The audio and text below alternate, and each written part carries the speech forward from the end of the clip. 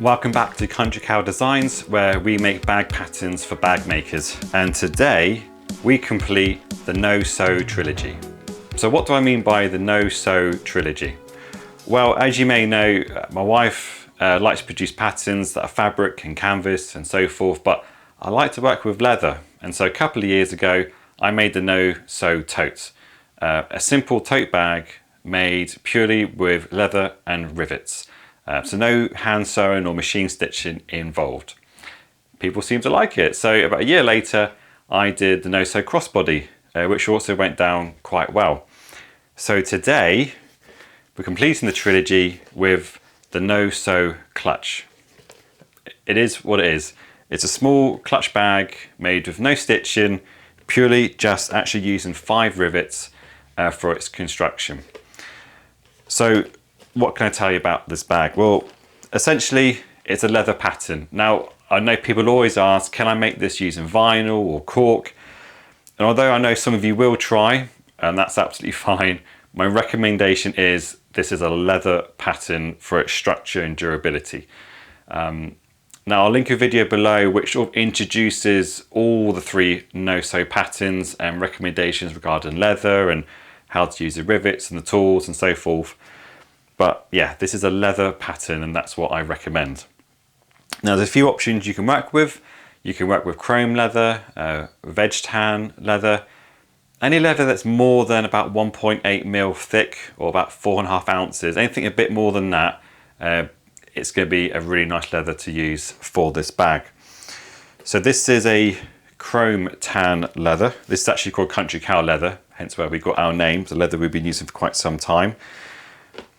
Now we've also got this one, which is made from a 2 mil veg tan leather.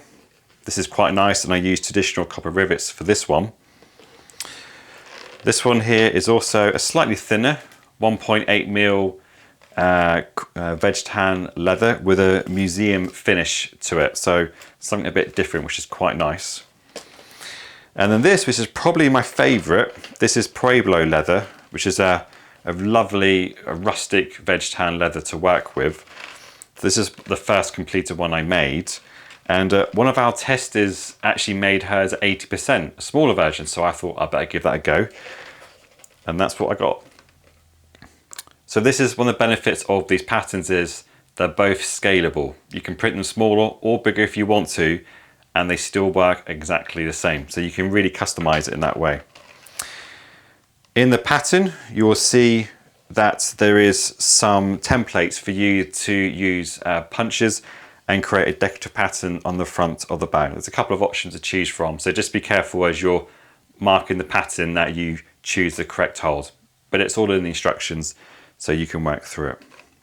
So you can purchase the pattern at countrycowdesigns.com. So you can actually purchase the pattern and make it along with me.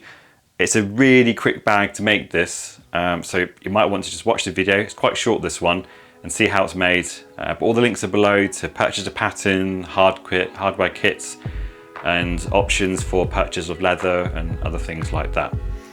So I hope you enjoy making this bag. Let's get started.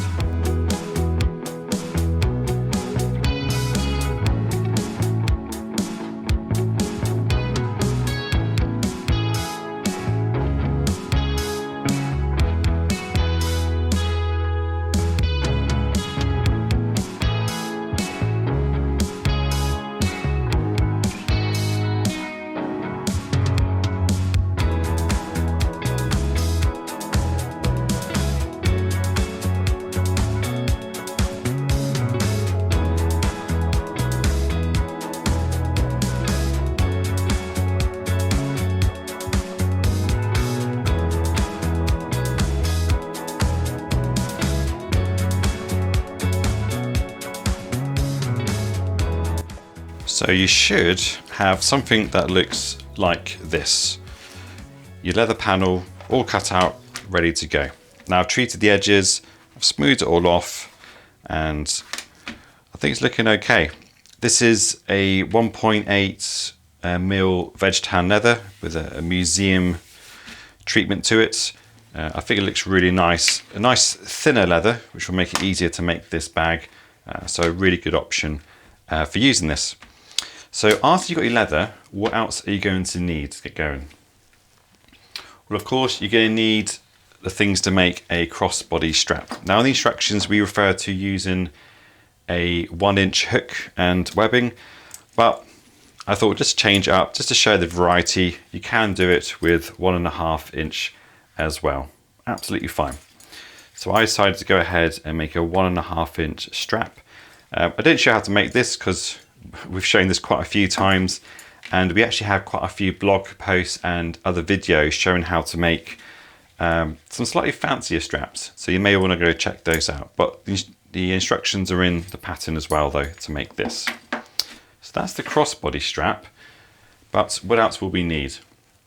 Well, we're going to need, of course, rivets, and then we're also going to need another hook for the little wristlet, some D-rings, and if you wanted to, you could use a strap end for the wristlet.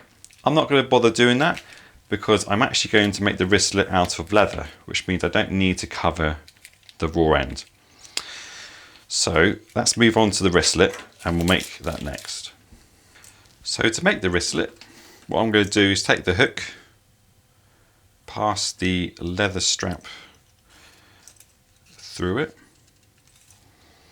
Now, I wanted to avoid having this just left at the end because it's not actually that comfortable on a wrist. So what we decided to do is bring it around, and then you can fold this back while keeping the edge straight.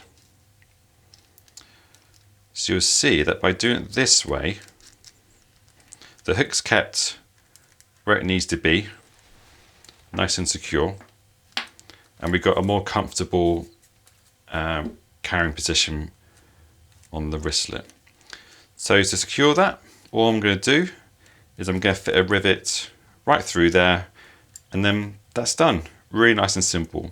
As I said, if you're using something like webbing, you could put a strap end through here, but I'm going to leave that for a nice simple look. So there we go. I've just put a rivet through those 4 layers, and it's just a simple little thing. Doesn't take too long, but just gives you another option for carrying the clutch bag. So we'll put that to one side and get onto the best bit, and that's actually making the clutch itself. To assemble the bag, we first of all need to attach the D-rings to the back of the clutch. So to do that, we'll get our D-rings. These are 3/4-inch D-rings. And in order to do that, we need to turn the bag over. So we've got the flesh side, or the wrong side of the leather. Now what we're going to do is pass these tabs through these holes. So you pass them through and do both at the same time. So they're poking through like that. Now we want to attach the D-ring on, and then grab some of our rivets, or one rivet for this one, and then we just want to pass it through the hole, and then we'll see that it just clips on. It's quite handy to just clip them together at this stage, so we know it's fitting absolutely fine. So with that done, I'm now going to set the rivet first for this side. Now I'm going to use a rivet press to assemble this bag. You can use hand tools, you could use traditional copper rivets. I've done that, that looks quite good. If you're not too sure how to use one of these, Joe and I plan to do a more detailed video on how to set rivets in various ways, various tools, so stay tuned for that. But I'm going to use a rivet press. I won't go into too much detail now, but one tip I will definitely say is try to cover the bottom part of your press. I like to use wax canvas because it helps to mold around the die and then stay in place, which is really handy because sometimes you can't see the underneath of the bag when you're setting the rivets. You can't make sure your protection stays. So what we're going to do, I'm going to pass this through. Now it's designed to be that you can just move the leather out of the way and set the rivet. So we're just going to do that now. Place it in the bottom part of your press. Just put the lever to one side. And now we're going to set the rivet. There we go. Now don't worry if you have to move the leather around during this process, because what's nice is you can just sort of reshape the leather afterwards. It's quite forgiving. So now you'll see that we have it riveted. So let's do the same with the other side. Let's just put this back in through the slots. We're going to attach the D-ring, pass it through, and then just going to clip the rivet together. There we go. And I'm just going to do the same. Make sure it's placed on the bottom part of your press. Just slide the leather out of the way.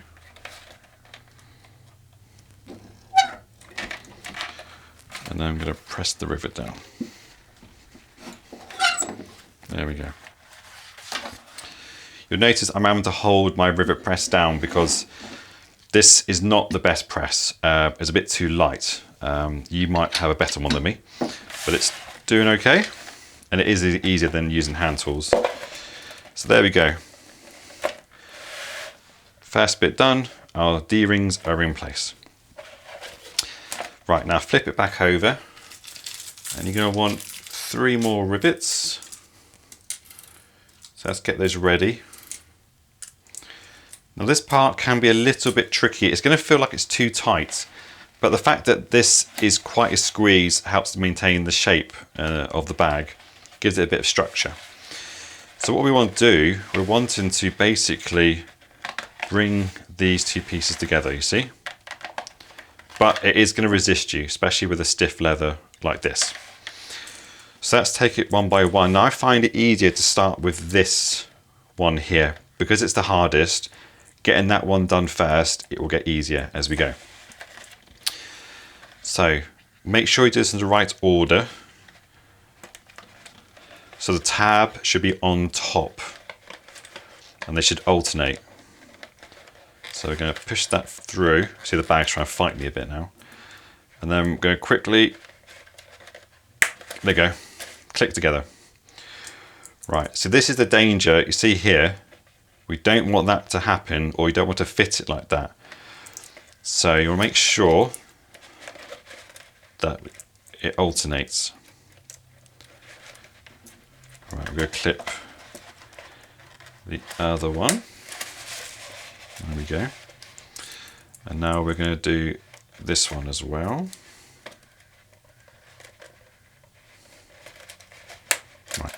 So these rivets are now loosely set in place. We need to set them properly. And as you can see, it looks a bit of a mess, but it will come good once we press the whole clutch bag down. So I'm going to use a rivet press to set these. Now, whatever tool you use, hand tools or a rivet press, we need to make sure we protect the layer here, because we're going to have to slot the tools in between these 2 layers. So we don't want to damage this leather, especially as it's looking good so far. So you can use a cloth, a small cutting board, wherever you like. I find that a quilting ruler works absolutely fine. I can slot it in between the layers, like so. And now I take my rivet press and I'm going to set these rivets. So one at a time.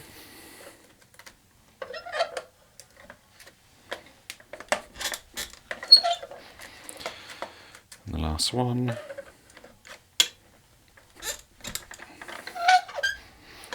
Right, those rivets are now set.